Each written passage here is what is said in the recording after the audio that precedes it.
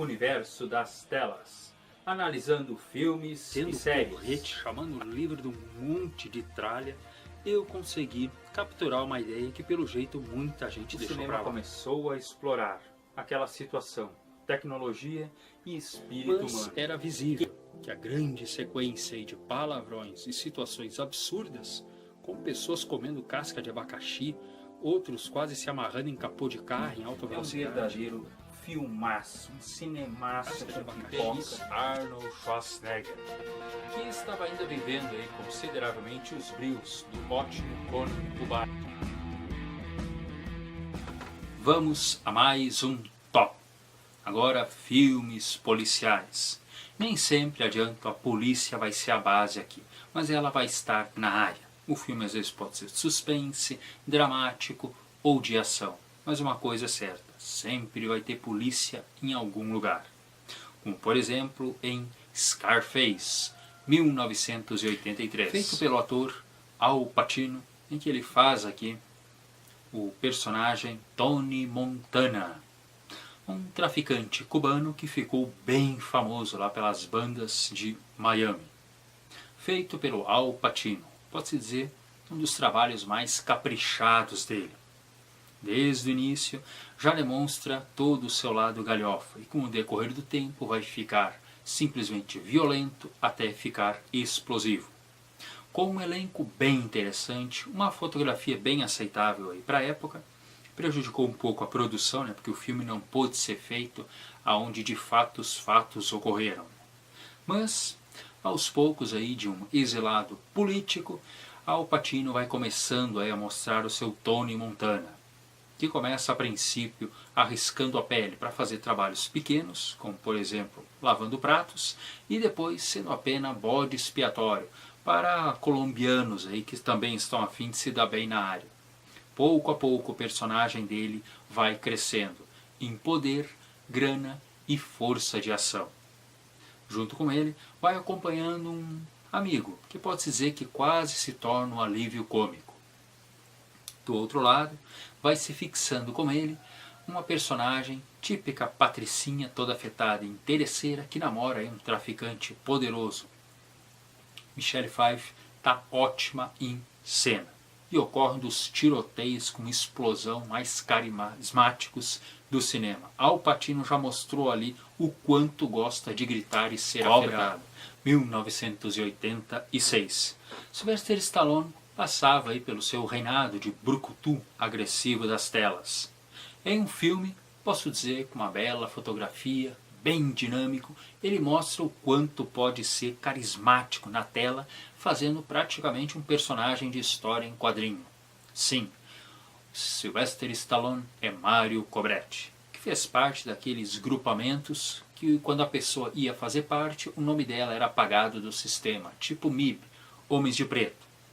E ele simplesmente é um sujeito que vai resolver problemas quando nem a polícia, a SWAT, a marinha norte-americana conseguem resolver.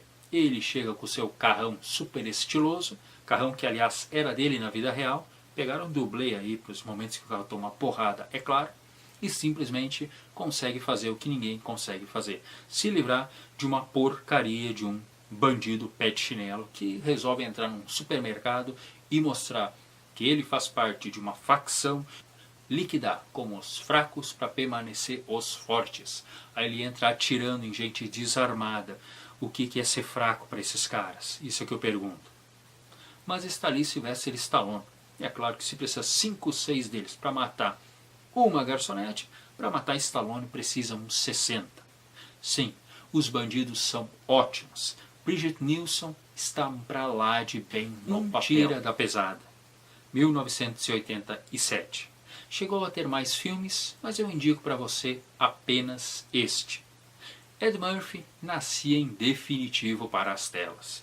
Ele é o detetive descolado e aprontador Axel Fowler, que depois de iniciar o filme demonstrando que é um mentiroso, mau mentiroso, com uma perseguição envolvendo caminhões e viaturas da polícia, o chefe dele resolve dar umas férias merecidas para ele.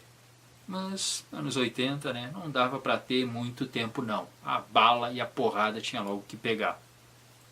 ele tem um amigo morto e esse amigo leva ele até Beverly Hills, naquela bela cidade onde todo mundo é educado, tudo no seu devido lugar, elegância para tudo, uma musiquinha ao fundo básica, uma bela fotografia e um elenco de qualidade. O filme vai somando momentos violentos com momentos cômicos. Inferno Vermelho.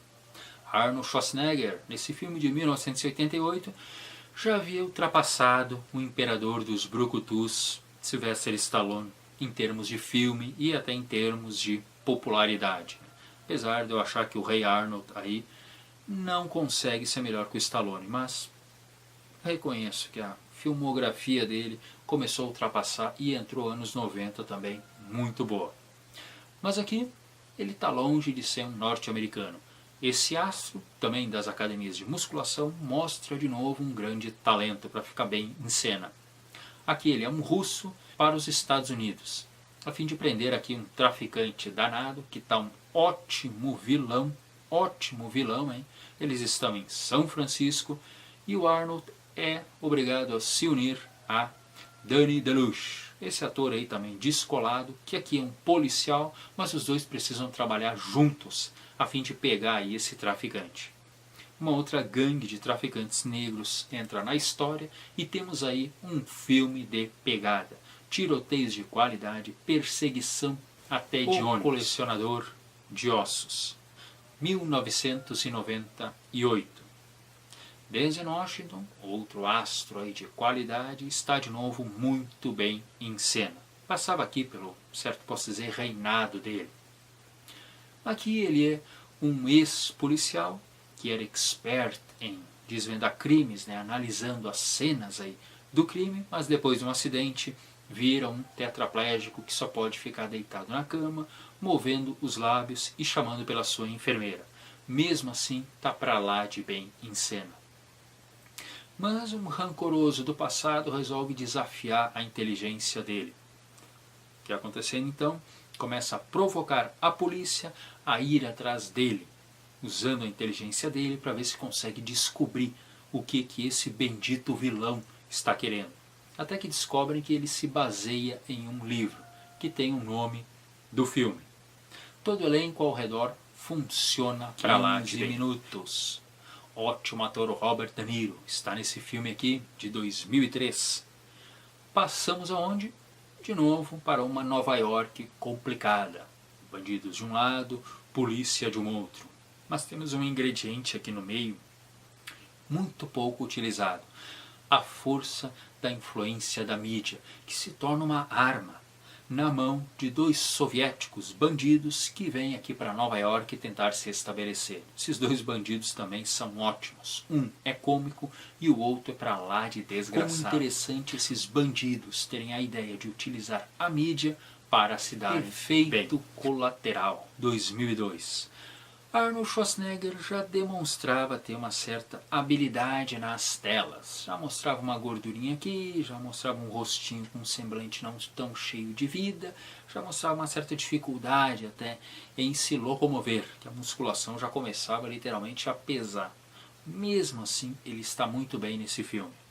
Aproveitando o embalo, depois de ter o terrível ataque terrorista, né, de 2001, lá das Torres Gêmeas, o Arnold pega esse embalo. O filme foi bem injustiçado, gente, nas bilheterias e nas críticas, porque tudo que envolvia terrorismo por essa época era mal visto. Mas o seu Arnold é um bombeiro que tem uma família bonitinha, tudo no seu devido lugar, até que um dia um colombiano resolve botar um pouco de fogo em uma importante reunião de autoridades. E, infelizmente, a filha do Arnold, bem como a mãe, morrem nessa desgraceira. O Arnold passa por uma pior, mas não deixa pra lá. O bom e velho Arnold está de volta. O senhor, feito muito bem aí pelo ator Michael Caine, que foi aí o mordomo aí do Batman do Nolan, né? É um veterano, 60 e poucos anos, vive escondido nas igrejas lá da Europa, porque ele foi um nazista bem dedicado. Mas agora está sob a proteção da igreja, mas essa proteção está chegando ao final. Um trabalho policial interessante é feito, bem como Quem diria Michael Caine bancando o fujão e até o assassino, com todo o seu gabarito inglês, que na minha opinião salta assim às telas. Para você que gosta de uma perseguição nada muito alucinante, mas sim um ponto, posso dizer, mais mediano e até calculado, é outro filme raramente que se vê por aí. É deprimente ver aquele senhor caminhando pelas ruas desesperado, procurando um lugar para se esconder, e a polícia cada vez mais e mais perto. Colateral, 2005. Outro ótimo filme. Michael Mann está de volta, fazendo aquela sua direção amena, mas sempre para lá de interessante. O filme que se passa à noite com belíssimas fotografias de Los Angeles. De um lado, um motorista, cheio de ideias, cheios de planos. O rosto dele até parece um empresário que está pronto para sair na capa das revistas aí dos executivos do ano, mas que a princípio é um trabalhador e um sonhador, feito muito bem pelo ator Jamie Foxx, que inclusive nesse ano concorreu para melhor coadjuvante por esse filme e melhor ator no filme Ray. Ganhou no segundo, merecido. Mas quem é o bandidão? Nada mais, nada menos que Tom Cruise, outro astro que toma lá da cá, mostra estar sempre no ponto. E ele tem uma missão, matar testemunhas que vão depor contra um traficante. E ele pega justamente o Jamie Foxx, que aqui faz o Max, como um motorista de táxi que vai levar ele de ponta em ponta. Ótimo filme, muito injustiçado, andam por aí. Chamam ele inclusive de um grande videoclipe. Que nada, tem uma belíssima cena, uma condução elegante